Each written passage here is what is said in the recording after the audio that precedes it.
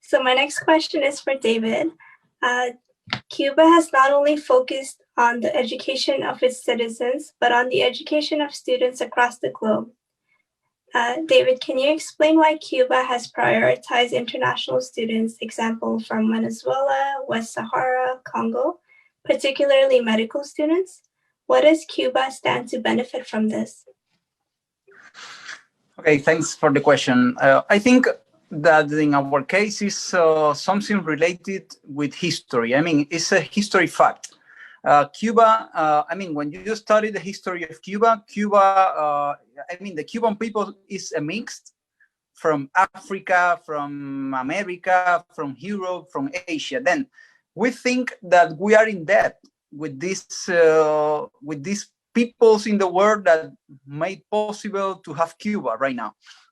Then we think that the best way to pay that historical help, let's go to call it that way, is to help these countries to have their own professionals. I mean, when you are in debt with the most powerful country in the world for having your doctors, you are not a very good country taking care of your people. Then the best way, I mean, Cuba doesn't have money, for sure, we don't have money, but we have the resources to create the new generations of professionals. I mean, we have not just a good health system. I mean, it's far from perfect, but we have a good system of education, a good system of health. And we think that having this system based on helping the people, telling the countries, I mean, the West Sahara, you can have your students from here, you can have your doctors graduated in Cuba, and these doctors come back to West Sahara and help your country. I mean, that's the way you help the people. You help the countries that are more undeveloped than Cuba. I mean, we strongly believe that solidarity is the only way to create a better world, to change the world. And we have just to give for this health, education. I mean, the most well-known example of Cuba solidarity is maybe the Cuban doctors abroad. But there is also another very good example of this solidarity, that is the Cuban method of adult literacy. It is called in Spanish, Yo Si Puedo, in English is Yes I Can. With this system that is, is based on helping the people to learn how to write and how to read. And with this system, more than 6 million people in the world, 6 million people. I mean, it's a very huge number. And not just, and it is not just in countries that are poor or undeveloped. For instance, Australia, New Zealand, this country has benefited from this method. Then, I mean, this is, how can we realize that we are in 2020 and there are people in the world who don't know how to read or how to write? I mean, what is that? I mean, and Cuba, we think that with this system, even several years ago, there was created here in Canada a system based on this Yes I Can, with the help of Cuba, for giving this education to the First Nations. Then it is. I mean, the system exists. You can find these books, and it is a very good project. And we hope that in any time it is used. And then we are very proud to help these countries, because, as I said, these are the new generations of leaders of the world, the ones who are going to change the world. I mean, you are the one who are going to change the world. And it's just like that. Keep the fight. It's the only advice that I can give. Thank you so much, David. We should look at Cuba as an example for sure. My next question is for Kayla. If there are real alternatives out there, why do our governments rely on our current user-based private education model, where each student is on their own? Who stands to benefit from this? Thank you. Yeah, this is a really great question, because I think there's a lot of things that students don't know about their institutions. And I just first want to start by saying that liberals are allergic to universal programs because this adopting a free education system, again, it's not about money, it's about politics. We're seeing that it's becoming easier and easier for governments to rely on students to fund our education system and not put money to invest into the system to keep it public because they can get away with it. But they also have the support and the political support from many different corporations and other private interests. So for example, like when we look at the OSAP program or National Student Loans Service Center and the kind of profits that they make off of the interest off of student loans and people paying back their student loans. Currently, I'm paying back my national student loan. I pay $300 every 2 weeks to national student loan, and it really hurts my pocketbook. It really hurts my bank account. But the government is still profiting off of me paying back my debt.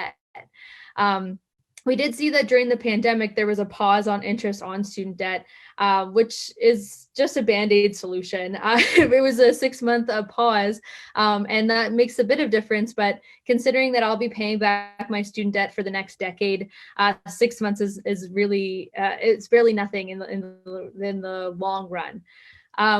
So we see the lack of provincial government funding for institutions and put more funding placed on students. But we also see like the institutions that govern our schools also have so much to gain. So whether we're looking at the Senate, which determines the academic structures of a university, but more in particularly the Board of Governors, they're not actually comprised of students. So when I was at the University of Guelph, some of the people who sat on the Board of Governors were from Maple Leaf Foods. They were from private banks. The chancellor was from Canadian Tire. Yet these people had, maybe had been students at the university a while back, but they weren't currently students. They didn't know what it was like to be a student in 2019, 2020. Yet they're making the decisions for the institution, which is mainly students.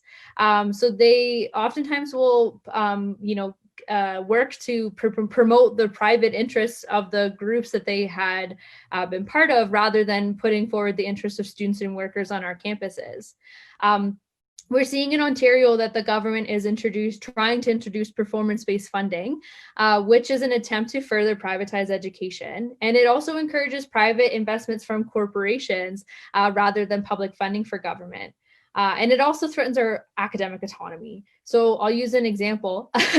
So for a corporation, if they donate money to an institution and pay for a graduate student to do research on kind of the work that they do, it is actually benefits them more than it benefits the student.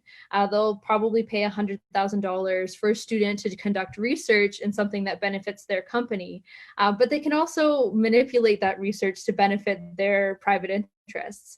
Again, at the University of Guelph, Nestle, the notorious bottled water company, oftentimes would pay for graduate students to do research and kind of strong arm them into producing results that benefited them and benefited their private interests. We're also seeing that at institutions, programs that are not considered valuable are cut. When I was in my undergraduate degree, women's studies as a department was cut from the entire university. Yet we know that gender issues is not over. We know that this is still a really valuable field that needs to be studied.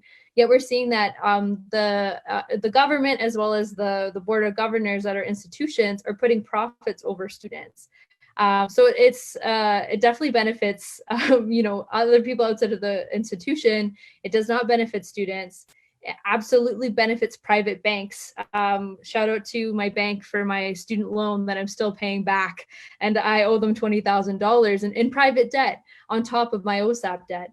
So it's definitely the corporations in Ontario, but also across the country, totally benefit from this cycle of student debt and the further privatization of our education system.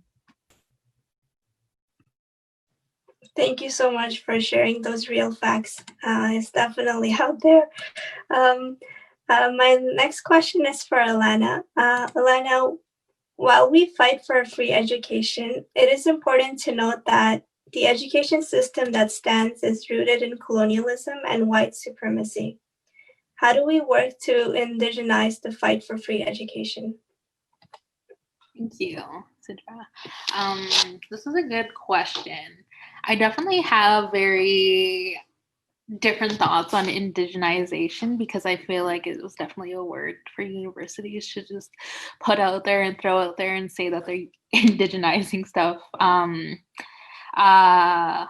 And like these universities, just because you do a land acknowledgement or put in your email threads and put signs up or hire one Indigenous person who happens to be the only Indigenous person in that department is not indigenizing your university at the end of the day. These administrations just love to pat themselves on the back saying they're leaders in like reconciliation. Like, no, sit down. We're not done here yet. So when it comes to like, if you want to indigenize, like the fight for free education, obviously one of the things is like making sure that myths like Indigenous students have access to free education is like not a thing, like that is not real. Also, I just want to put it out there first and foremost, listen to Indigenous students, listen to Indigenous youth. Centering Indigenous youth voices and amplifying them without tokenizing them. I just want to make sure that is like, yeah, a major thing that has like happened to come the past couple of years because universities wanted to tokenize a lot of students because and putting making them do like free labor without like compensating them for their knowledge and everything. And like that goes off their trauma and what they face in these universities and everything, and which they still do contribute to this day. Because like Indigenous students still have to fight for a lot of the things that just like language, how I was saying earlier, like that is rooted in like colonialism, white supremacy. Like, oh, you take our language away from us, but you want us to pay for it now? Like that just doesn't make sense at the end of the day. So one thing like I always say like I'm aiming for is to create and fight for environments that Indigenous students can achieve and succeed in, even though these spaces are not made for Indigenous students. At the end of the day, they were made to work against us. Keeping in mind, like I said, 40, 50 years ago, students had to choose between their status or getting a post-secondary education. Like that is not okay. And that was something our government implemented onto Indigenous peoples. And like that is Canada's history. And I feel like a lot of people forget things like that. Yeah. And then so we got to hold, and one of the former CFS chair people said in other panels with her is like holding their feet to the fire and ensuring like our administration needs to do this and understand the utmost importance of these, and ensuring that like this fight isn't just, it's for everybody at the end of the day, and like especially for our future generations. So like just reminding people of that and like not keeping it just like to themselves and everything, and like making sure that we're able to share this knowledge with each other at the end of the day, I feel like is able to could indigenize, and just like making sure that these voices are at the forefront. We need to center BIPOC people when it comes to things like these, and I believe that with my heart, and that's like what I always want to like achieve and succeed in, and make sure our generations have that. So I was going back to what did they say? Like the article I was reading earlier, or it's a blog by an Indigenous women who are lawmakers, and they just became Indigenous lawyers recently as they passed the bar. And she says, we're coming for everything our ancestors were denied, and how they're forging the pathways ahead. And I just love that because that goes for like a lot of BIPOC students. A lot of our ancestors were denied a lot of these basic things that non-BIPOC people have had for years and centuries and like decades. So we just want to ensure that like there's space for us, and like if there isn't space, make space. Like there better be space. People better be putting these voices at the forefront. And like the sad thing too is sometimes like we don't have the choice to do that. Like our communities make that choice for us. So a lot of BIPOC students who have a responsibility to their communities to uphold these things and make sure our livelihoods are put in place, just like Ankit said. And so like that is something to always like be mindful of. when we're like occupying these spaces. Remember, like, these weren't reserved for BIPOC students, especially Indigenous students. Like, we got to dismantle them and ensure that like these hierarchies don't exist. Like, that is such a big thing that, like, coming into the realm of like indigenous politics, student governance, like all of that is like hierarchies exist, and like we have to dismantle those. We have to ensure that we're putting like grassroots at the forefront and making sure, like, and I'm always gonna say it, like BIPOC people. So, and just like amplifying those voices, centering those voices, I feel like would be like indigenizing. It's not my favorite word, but it's just a word we're using right now. So yeah. Thank you so much, Alannah. You shared a lot of points from history to remind us as well what used to be and how it's still the same sometimes. And definitely we'll keep working towards making it a better place. Make the space. That's how it should be. So we will now be opening the floor to any questions we have from the audience. Feel free to type it in the Zoom chat or in Facebook chat. So we do have a question from the audience. The question is, what is the link between our fight for free education in Canada and the work done by students internationally? From what David has shared, it seems like we could learn a lot from students in Cuba, but forging that connection seems like a daunting task. What are ways we can get involved and connected with students elsewhere to strengthen our fight and demands? Yes, great. I can come and jump in and answer that. For reference, I have already answered this question in the Q&A section, but I'll just repeat this up here. So, Brandon, that's a fantastic question. And we have, as we've learned, we're building a way to make this happen. And currently, CFS, through myself, is involved in building an organization called the Global Student Forum. It's basically my part-time job at this point. And what we're doing here is bringing together student unions like CFS from across the world. The Global Student Forum currently consists of the All African Students Union, Latin America Students Union, the Commonwealth Students Association, European Students Union, Organizing Bureau of School Students Unions in Europe, and CFS, and the Chilean Students Union. And we are currently the steering committee of the Global Students Forum, but this committee is going to be expanding. The idea of GSF is about 10 months old. The constitution of GSF is currently in writing, and we hired as of last week, at least put out an offer as of last week for our first executive director ever.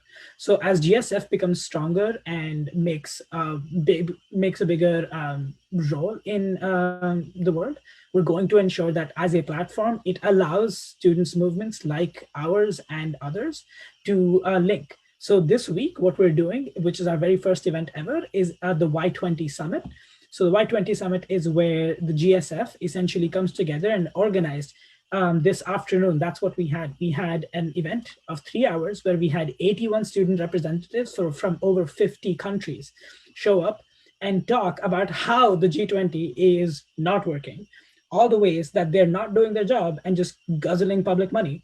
And finally, and what are the ways that activists and students unions like ours have our voices heard. So what we did today is over 3 hours, heard the concerns from across the world, both the global north and the global south, put them together in a document.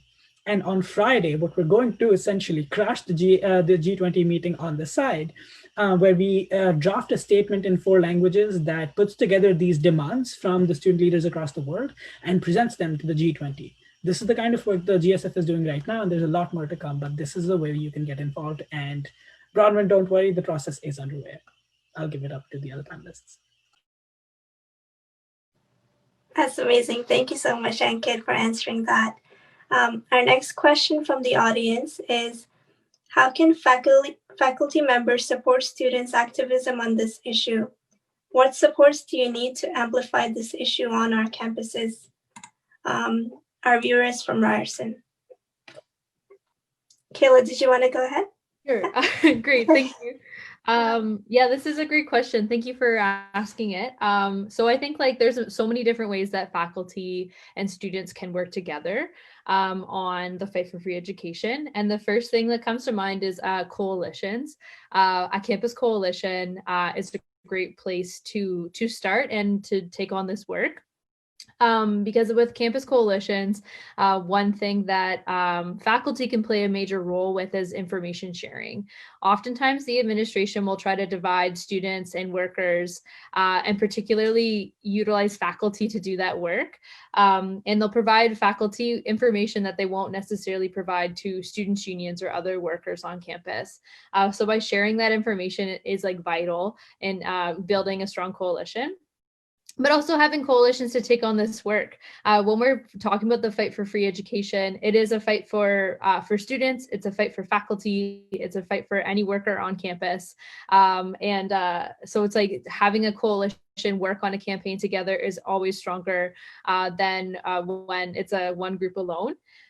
Some of the things that we've learned in the student movement is that oftentimes administration and governments, they won't necessarily listen to students organizing solely on their campus, but they will listen to a group and coalition of students. They'll listen to the federation, but we're even stronger when we have the voices of faculty supporting our calls for free education as well. Faculty sometimes will have a seat on the board of governors, and oftentimes students will have 2 seats on the board of governors, if not maybe 3. So by connecting with the faculty representative on the board of governors, along with the student representatives, is like a great way to build solidarity.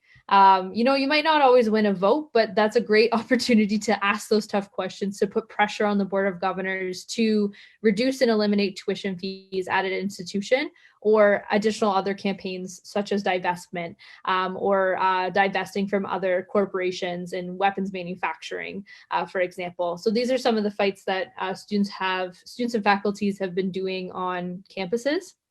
And as well, my last point is that when it comes to situations where students are in trouble, where faculty is in trouble, having that strong coalition with faculty and student unions, but also just general students at large, I think is really vital to having a strong coalition. Because when faculty are on strike or are in a strike position, or if students take action and have direct actions, is that having that support from faculty means that we have a stronger solidarity, we have supports, and when one of us is in trouble, the others will come to support and solidarity. So yeah, I think that's what I wanted to share about faculty, and as always, allowing students to speak in your classes. Let students do class talks at the beginning of your lectures. It's like a 2, maybe 3 minute, if we're lucky, a 5-minute class talk. I don't know how many times I've been denied from doing a class talk, and those faculty that let us do class talks or share information with their students are the true unsung heroes of the fight for free education. So that's everything. Thank you. Perfect. Thank you so much, Kayla. I think Alannah wanted to add on to that. Yes, thank you, Kayla. That was a great answer. I love it. One thing I always think of, and Ryerson University is super lucky to have Lynn LaValle. I think she's in the social work department. She was she was the former, the first Indigenous, I forgot her position, but making sure that when it comes to not even student unions, but student groups, student associations, having a reciprocal relationship with faculty members and certain administration that supports the efforts of activism and what your mission is, and having those relationships and ensuring they're reciprocal, because unity and the cliche strength in numbers, it's real, especially those who don't sit who may sit on the board of governors or may not have a vote necessarily, because a lot of universities do have those like token positions just to have a position. And I know my university, the University of Manitoba, definitely did that too. Lynn LaValle at U of M. So she ensured that we had a reciprocal relationship between us and ensuring that we advocate for her and she advocates for Indigenous students and making sure our voices were brought to the forefront. And so a lot of those, like having reciprocity between faculty members and students and ensuring that the mission is the same. And I know one of the things at U of M, the Indigenous faculty, we would always band together with the Indigenous Students Association to ensure we were able to get things like Indigenous language, to ensure that we were able to get more Indigenous faculty. And then that relationship was always brought on reciprocity for each other and being there for each other at the end of the day, and making sure we're able to have safe spaces and making sure our mission and goal at the end of the day was the same. So reciprocity is a big thing when it comes to faculty as well, and focusing on that. So along with everything that Kayla said. Absolutely. Thank you so much, Alannah. So our next viewer question is, how can we combat misinformation about free education in Canada? Either about the cost being too high or smaller things like whether Indigenous and First Nation students actually receive free education. Alannah, did you want to answer that? Oh, sorry. Okay, let me just go back to the question. One thing I forgot to mention earlier that this really, when it comes to understanding funding and everything, when it comes to governments and how that works, is that I only specified that status could only receive funding, and that is true. That does not include, remember, don't pan-indigenize Indigenous peoples, that the funding for post-secondary education excludes Inuit people and excludes Métis students when it comes to this. So, and remember, it depends on, I know for when it comes to Métis students in Manitoba, the Manitoba Métis Federation can provide some sort of funding, but it's low, and that there's a certain requirement that these students have to meet. And I know for NMF, they will only help students out in their last year of university. What is that going to do? It still puts a lot of stress on these students, and it puts the responsibility and onus all onto them. And Inuit students as well, that excludes them, and they're a part of this as well, and they deserve to have access to this as well. I also think breaking down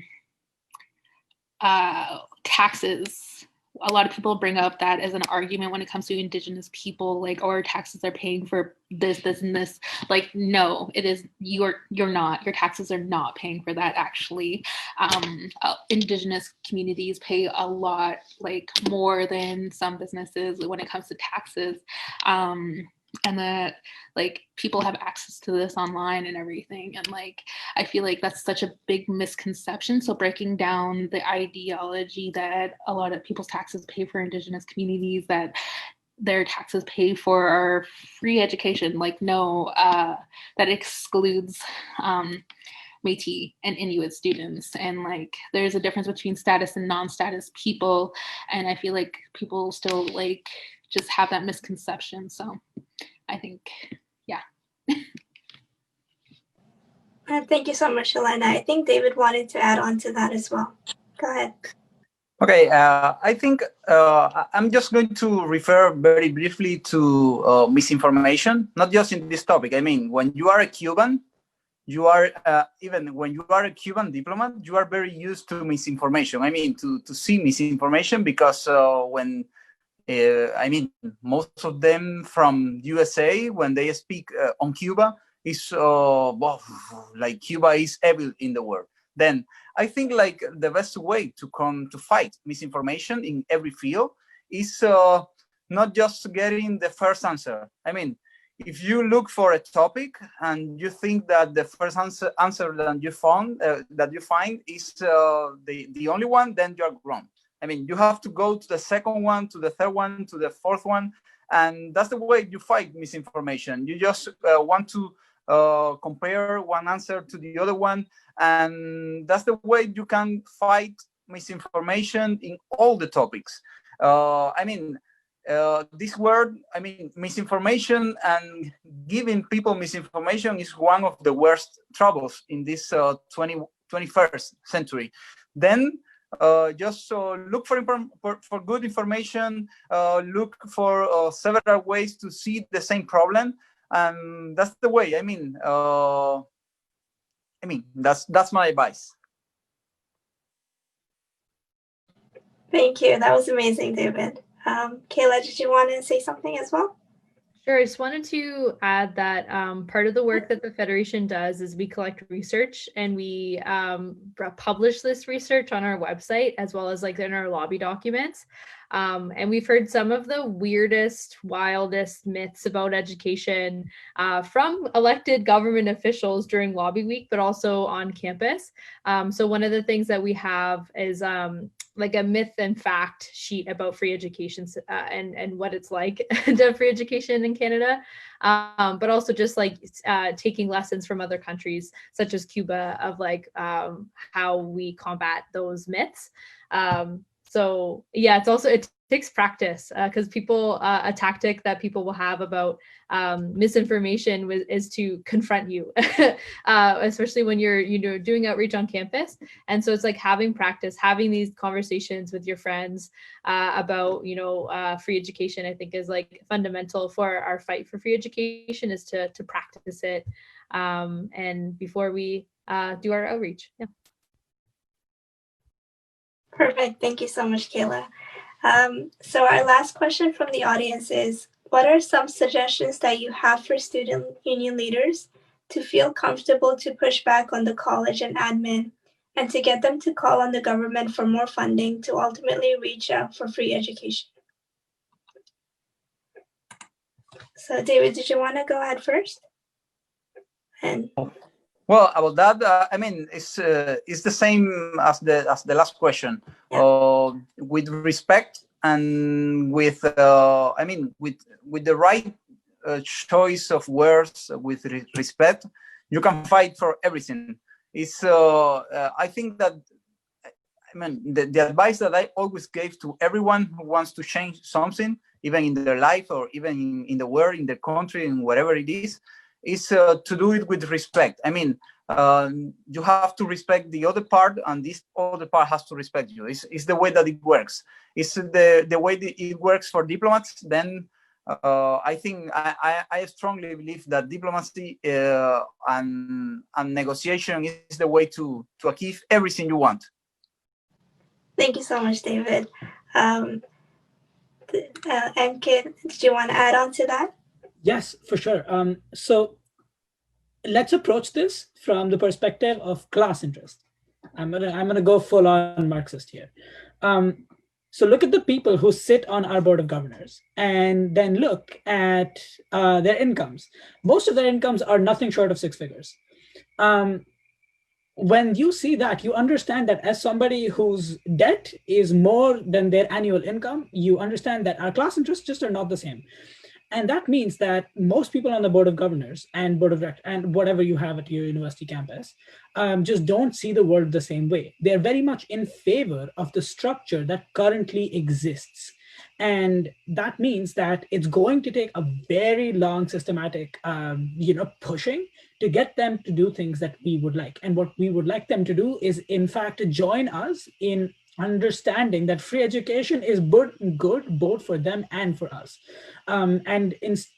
It's going to start out as being present in opposing values, as opposing stances. And the hope is to use that and let's call it coerce them to get on the same side as us. When that coercion is complete, then we can begin leveraging the CFS versions of the universities, which is the COU, Council of Ontario Universities. The colleges have a similar structure. And then similar bodies on national and international levels. There are there's an international association of universities. I don't know how many Canadian universities are on it, but it's there. So having access to those things means that we have to start pushing our board of governors. The question that lies ahead is, how do you do it? Now, Kayla already answered this question. She said organize and coalitions. Build those coalitions with the faculty members that you know are pretty likely to be in your favor. Get your faculty associations, lobby the presidents, vice presidents, or other individual faculty members to bring up motions to support the campus students' unions' efforts to lobby them. Maybe even include clauses of pro-student free public education in their bargaining agreements. And when we know that there's faculty members and sometimes sympathetic board of governors members, we take the exact same structure from a provincial or national level to our locals, where we lobby individuals who we know might be sympathetic to our stance and get them to present motions to the board of governors that brings them officially in a stance that is in our favor. So this would take a lot of time, a lot of organizing, maybe 2 to 3 years per institution. So that is one approach that you can take to ensure that not only do they stop giving you pushback, they also get on your side. And the best response to pushback is confrontation. Come up, be prepared, and don't be afraid to get stomped on this time. Every single time you lobby someone and they don't seem to appreciate your point of view or don't agree with you, take that negativity, take that back with you, build a stronger argument, keep building, because they're not going to, as individuals, they're not going to stay here forever, neither will you. But if you institutionalize this knowledge, then allow it to stay, and that will flourish after that individual and maybe you are also gone. It's not about what we see within our lifetimes, but also what we can see beyond it. Perfect. Thank you so much for that amazing feedback. Kayla, I think you wanted to add to that as well. Go ahead. Yes, thank you. I don't want to talk too much, but I hope that I have interesting things to add. Yeah, this is a really great question, so thank you to whoever asked it. I think a really important thing to note is that when you're at your students' union, you are autonomous from the administration. At our college and university campuses, sometimes students feel the pressure to agree with the administration for threat of something that might happen. But I just want to remind folks and encourage you is you are autonomous from your student organization. Students on your campuses formed your students' union whenever they did. And as well, they formed the federation because we knew that we needed something outside of the administration, outside of the bureaucratic structures of our schools to fight and push forward the ideas of students. And some of those ideas include free education. It includes talking about equity campaigns. It includes about, challenging private corporations and calling for public funding. So I think that's a thing that administrations would try to scare students with about the role as a students' union. You're not a department of the university. I see that my internet's unstable, so maybe I'll repeat what I'm saying. Just a reminder, your students' union is not a department of the university. You are a students' union in itself. I want to echo the campus coalitions again. I can't echo it enough. I don't know how many times I've been to committee meetings or board of governors meetings, and I always sat beside the QP local rep. I always sat beside somebody from the faculty association, and I always sat beside the graduate students union to show solidarity, to show the administration, whoever is chairing that committee meeting, that I'm going to, I'm going to uphold the interests of students and workers on this campus because those are the people who make the campus run. I also want to give folks just a tip about support systems. And so what that looks like is a group on campus. And I think some of the groups I've organized in the past are really good examples of having a support system of 20 or 40 people, or sometimes even just 5 students that help you feel grounded in your principles. If your principles are about having free education, it's about pushing back against tuition fee increases. It's around challenging the Board of Governors to divest from fossil fuels and weapons manufacturing companies. Those are your principles, and stick to it, and don't feel afraid to stick to your principles. It's vital and important that you do stay firm and don't get scared by the administration. And then my last tip is to have a support system, maybe outside of your work or your role as a student union. There's so many times I turn to my comrades who are just my friends outside of the student union for political support, to have those political conversations, but also to just have friends, to know that, I'm making these decisions as my, I might be a student union representative, but at the end of the day, I'm also a student with tons of student debt. I got involved in the role in the first place because I knew that there needs to be people in these roles who stick to their principles and stay true. And it's hard. It's totally hard to stay true to your principles. But if you have that support system as friends or family or whoever supports you, but also that political support system, you'll be confident in your sticking to your principles and pushing back against the administration when they, perpetuate myths about free education or myths about international students or myths about Indigenous students on your campus. You're able to feel stronger and fight back against it, because that's what the student movement's all about. So thank you.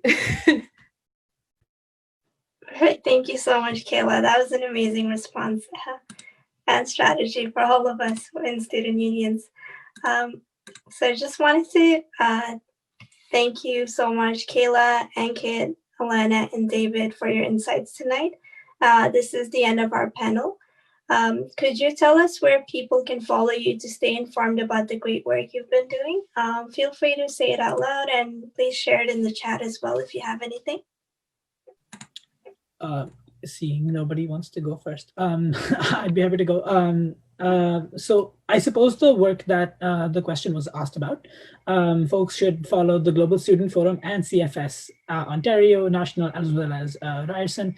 Global Student Forum says Instagram handle is at Global Student, not students, just Global Student Forum. That's it. You'll find us on Instagram. Through Instagram, you can then connect with us on several other ways.